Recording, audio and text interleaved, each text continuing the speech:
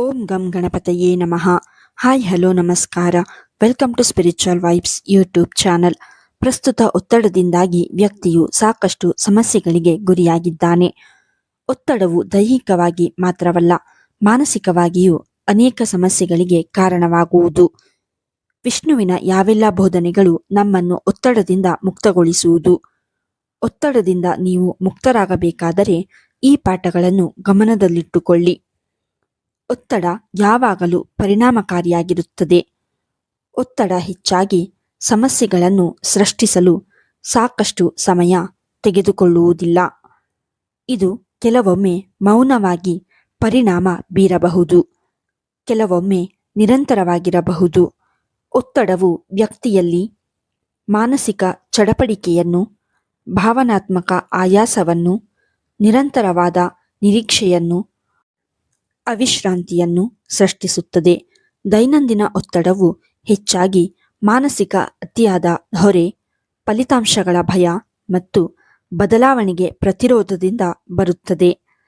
ಈ ವಿಡಿಯೋವು ಧರ್ಮಾಧಾರಿತ ಕ್ರಿಯೆ, ಶರಣಾಗತಿ, ನಾಮಸ್ಮರಣೆ ಮತ್ತು ಜೀವನದ ಹರಿವಿನ ಸ್ವೀಕಾರದ ಮೂಲಕ ನೈಸರ್ಗಿಕವಾಗಿ ಒತ್ತಡದಿಂದ ಮುಕ್ತರಾಗಲು ವಿಷ್ಣುವಿನ 4 ಬೋಧನೆಗಳನ್ನು ವಿವರಿಸಿದೆ.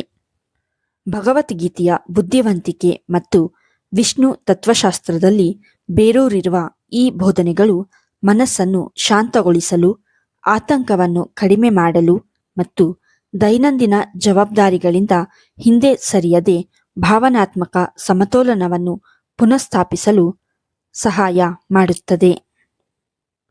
1. ಧರ್ಮ ಮಾರ್ಗದಲ್ಲಿ ನಡೆಯಿರಿ. ಕರ್ಮಣ್ಯೇವಾಧಿಕಾರಸ್ತೆ ಮಾ ಫಲೇಷು ಕದಾಚನ. ಈ ಒಂದು ಶ್ಲೋಕದ ಸಾಲೆ ನಮ್ಮ ಒತ್ತಡಕ್ಕೆ ಮುಖ್ಯ ಕಾರಣವೇನೆಂಬುದನ್ನು ವಿವರವಾಗಿ ಹೇಳುತ್ತದೆ. ಈ ಶ್ಲೋಕವು ನಮಗೆ ಫಲಿತಾಂಶದ ಬಗ್ಗೆ ಅತಿಯಾಗಿ ಚಿಂತಿಸುವುದನ್ನು ಬಿಟ್ಟು ಕೆಲಸದ ಮೇಲೆ ಗಮನವನ್ನು ಹರಿಸಿ ಎಂಬುದನ್ನು ವಿವರಿಸುತ್ತದೆ. ನಿಮ್ಮೆಲ್ಲರ ಮನಸ್ಸು ನಿರಂತರವಾಗಿ ಯಶಸ್ಸು, ವೈಫಲ್ಯ, ಅನುಮೋದನೆ ಮತ್ತು ಗುರುತಿಸುವಿಕೆಯನ್ನು ಲೆಕ್ಕಾಚಾರ ಮಾಡುತ್ತದೆ. ಈ ನಿರಂತರವಾದ ಯೋಚನೆಯ ಕೆಲಸವನ್ನು ಪ್ರಾರಂಭಿಸುವ ಮೊದಲೇ ಒತ್ತಡವನ್ನು ಸೃಷ್ಟಿಸುತ್ತದೆ. ಫಲಿತಾಂಶಗಳ ಬಗ್ಗೆ ಆತಂಕ ಅನಗತ್ಯ ಎಂದು ಮನಸ್ಸಿಗೆ ಮತ್ತೆ ಮತ್ತೆ ನೆನಪಿಸುವ ಮೂಲಕ ಮಂತ್ರವು ಈ ತತ್ವವನ್ನು ಬಲಪಡಿಸುತ್ತದೆ. ಕಾಲಾನಂತರದಲ್ಲಿ ಇದು ಮಾನಸಿಕ ಸ್ಥಿತಿಯನ್ನು ಒತ್ತಡದಿಂದ ಸ್ಥಿರತೆಗೆ ಬದಲಾಯಿಸುತ್ತದೆ. 2. ನಿಯಂತ್ರಣದಲ್ಲಿ ಸಿಲುಕುವ ಬದಲು ಶರಣಾಗುವುದು ಉತ್ತಮ. ತ್ವಮೇವ ಮಾತಾ ಚ ಪಿತಾ ತ್ವಮೇವ. ಶರಣಾಗತಿ ಎಂದರೆ ಪ್ರಯತ್ನವನ್ನು ತ್ಯಜಿಸುವುದು ಎಂದಲ್ಲ. ಇದರರ್ಥ ಸಂಪೂರ್ಣ ನಿಯಂತ್ರಣದ ಭ್ರಮೆಯಿಂದ ಮುಕ್ತರಾಗುವುದು ಎಂಬುದಾಗಿದೆ. ಜೀವನವು ದೊಡ್ಡ ಕ್ರಮದ ಮೂಲಕ ಕಾರ್ಯನಿರ್ವಹಿಸುತ್ತದೆ ಎಂದು ಮನಸ್ಸು ಒಪ್ಪಿಕೊಂಡಾಗ ಮಾನಸಿಕ ಪ್ರತಿರೋಧ ಕಡಿಮೆಯಾಗುತ್ತದೆ. ಶರಣಾಗತಿಯು ಸ್ವಯಂ ದೂಷಣೆಯನ್ನು ನಂಬಿಕೆಯಿಂದ ಬದಲಾಯಿಸುತ್ತದೆ. ಇದು ತಪ್ಪುಗಳ ಭಯವನ್ನು ಮೃದುಗೊಳಿಸುತ್ತದೆ. ಮಾನಸಿಕವಾಗಿ ಶರಣಾಗತಿ ಆತಂಕವನ್ನು ಕಡಿಮೆ ಮಾಡುತ್ತದೆ, ಏಕೆಂದರೆ ಅದು ಅತಿಯಾದ ಜವಾಬ್ದಾರಿಯಿಂದ ನಮ್ಮನ್ನು ಮುಕ್ತಗೊಳಿಸುವುದು. 3. ವಿಷ್ಣು ನಾಮ ಸ್ಮರಣೆ ಮಾಡಿ. ಓಂ ನಮೋ ನಾರಾಯಣಾಯ. ವಿಷ್ಣುವಿನ ನಾಮಸ್ಮರಣೆಯನ್ನು ನಾವು ಮಾಡುವುದರಿಂದ ಮಾನಸಿಕ ಚಡಪಡಿಕೆಯು ಕಡಿಮೆಯಾಗುತ್ತಾ ಹೋಗುವುದು. ಇದು ಚದುರಿದ ಚಿಂತನೆಯನ್ನು ಕಡಿಮೆ ಮಾಡುತ್ತದೆ ಮತ್ತು ಆತಂಕದ ಚಿಂತನೆಗಳನ್ನು ನಮ್ಮ ಹತ್ತಿರಕ್ಕೆ ಬಾರದಂತೆ ತಡೆಯುತ್ತದೆ. ಕೇವಲ ಭಕ್ತಿಯ ಉದ್ದೇಶದಿಂದ ಮಾತ್ರ ವಿಷ್ಣುನಾಮವನ್ನು ಪಠಿಸುವುದಲ್ಲ, ಮಾನಸಿಕ ಸ್ಪಷ್ಟತೆಯನ್ನು ಪಡೆದುಕೊಳ್ಳಲು, ಮನಸ್ಸನ್ನು ನಿಯಂತ್ರಿಸಿಕೊಳ್ಳಲು ಪಠಿಸಬಹುದಾದ ಸ್ತೋತ್ರವಾಗಿದೆ. ಓಂ ನಮೋ ನಾರಾಯಣಾಯ ಮಂತ್ರವು ಶರಣಾಗತಿ, ಸಂರಕ್ಷಣೆ ಮತ್ತು ಆಂತರಿಕ ಆಶ್ರಯದ ಸಾರವನ್ನು ಹೊಂದಿದೆ. ಇದನ್ನು ನಿರಂತರವಾಗಿ ಪಠಿಸುವುದರಿಂದ ಸ್ವಾಭಾವಿಕವಾಗಿ ಮಾನಸಿಕ ಶಬ್ದವನ್ನು ಕಡಿಮೆ ಮಾಡುತ್ತದೆ, ಭಾವನಾತ್ಮಕ ಆಂದೋಲನವನ್ನು ಕಡಿಮೆ ಮಾಡುತ್ತದೆ ಮತ್ತು ಸಮತೋಲನವನ್ನು ಪುನಃಸ್ಥಾಪಿಸುತ್ತದೆ. 4. ಬದಲಾವಣೆ ಕೂಡ ರಕ್ಷಣೆಯ ಒಂದು ರೂಪವಾಗಿದೆ.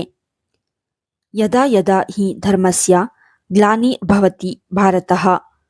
ಬದಲಾವಣೆಗೆ ಒಪ್ಪಿಕೊಳ್ಳಲು ಅಥವಾ ಬದಲಾವಣೆಯನ್ನು ಸ್ವೀಕರಿಸಲು ಮನಸ್ಸು ಹಿಂದೇಟು ಹಾಕುವುದರಿಂದ ಒತ್ತಡ ಉದ್ಭವಿಸುತ್ತದೆ. ಬದಲಾವಣೆಯಲ್ಲಿ ಹೊಂದಾಣಿಕೆಯ ಮೂಲಕ ಸಮತೋಲನವನ್ನು ಕಾಪಾಡಿಕೊಳ್ಳಬೇಕು. ಸೃಷ್ಟಿಯಲ್ಲಿ ಸಮತೋಲನವು ತೊಂದರೆಗೊಳಗಾದಾಗಲೆಲ್ಲ ವಿಷ್ಣುವಿನ ಅವತಾರಗಳು ಕಾಣಿಸಿಕೊಳ್ಳುತ್ತವೆ. ಭೂತಕಾಲವನ್ನು ಪುನಃಸ್ಥಾಪಿಸಲು ಅಲ್ಲ, ಆದರೆ ವರ್ತಮಾನವನ್ನು ಮರುಜೋಡಿಸಲು. ಬದಲಾವಣೆಯು ವಿನಾಶವಲ್ಲ, ಅದೊಂದು ತಿದ್ದುವಿಕೆ ಎಂಬುದನ್ನು ಇದು ಕಲಿಸುತ್ತದೆ. ಬದಲಾವಣೆಯನ್ನು ಸ್ವೀಕರಿಸುವುದು ಆಂತರಿಕ ಘರ್ಷಣೆಯನ್ನು ಕಡಿಮೆ ಮಾಡುತ್ತದೆ. ಮನಸ್ಸು ವಾಸ್ತವದ ವಿರುದ್ಧ ಹೋರಾಡುವುದನ್ನು ನಿಲ್ಲಿಸಿದಾಗ ಒತ್ತಡ ಕಡಿಮೆಯಾಗುತ್ತದೆ.